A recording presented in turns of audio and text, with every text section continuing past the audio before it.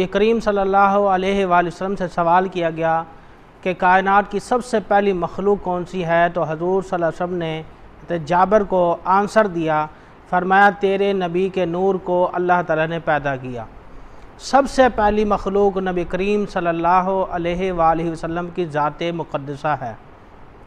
और ये भी मैं अर्ज़ कर दूँ इस वीडियो के अंदर कि रहमत का पहले होना ज़रूरी था रबूबियत से। रहमत होगी फिर रबूबियत का इजहार होता। अगर रहमत ना पैदा की जाती तो रबूबियत का इजहार भी ना किया जाता। तो सबसे पहले रहमत का होना ज़रूरी था। और चूँकि आप आलमीन के लिए रहमत हैं, आलमीन जमा का सीगा है और जमा जो है वो तमाम आलमीन, आसमानों, 7 आसमान आ गए, ज़मीन आ गई और ज़मीन के अंदर जो मखलूक है, ज़मीन के दरमियान में जो मखलूक है, तमाम के लिए आप रहमतुल आलमीन हैं। एक लम्हे के लिए भी आप की रहमत कायनात से जुदा नहीं हुई।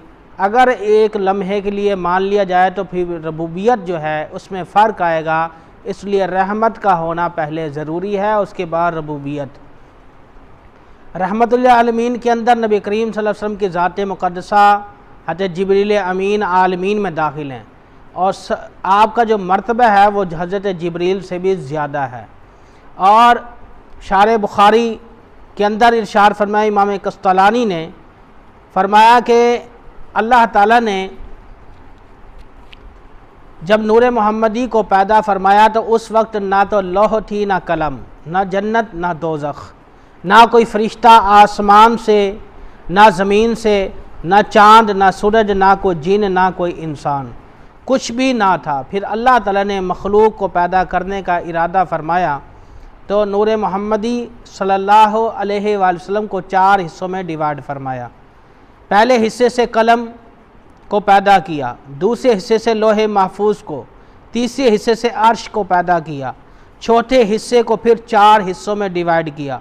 पहले हिस्से से हामलीन अर्श को पैदा किया, दूसरे हिस्से से कुर्सी को पैदा किया, तीसरे हिस्से से बाकी तमाम फरिश्तों को पैदा फरमाया। चौथे हिस्से को फिर 4 हिस्सों में डिवाइड किया। पहले हिस्से से आसमानों को पैदा फरमाया, दूसरे हिस्से से ज़मीन को पैदा फरमाया, तीसरे हिस्से से जन्नत और दोज़ख को पैदा फरमाया। चौथे हिस्से को फिर 4 हिस्सों में डिवाइड किया। पहले हिस्से से मोमिनीन के आँखों का नूर बनाया, दूसरे हिस्से से मोमिनीन के दिलों का नूर मार्फत पैदा किया और तीसरे हिस्से से सारी कायनात को पैदा किया।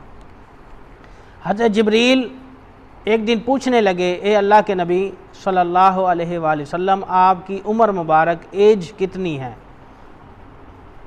तो नबी करीम सल्लल्लाहु अलैहि वसल्लम ने फरमाया कि अगर मैं तुम्हें वो सितारा दिखाऊं, आपने जब ये पेशानी ऐसे की तो वो नूरानी चमकता हुआ, दमकता हुआ तारा नज़र आया।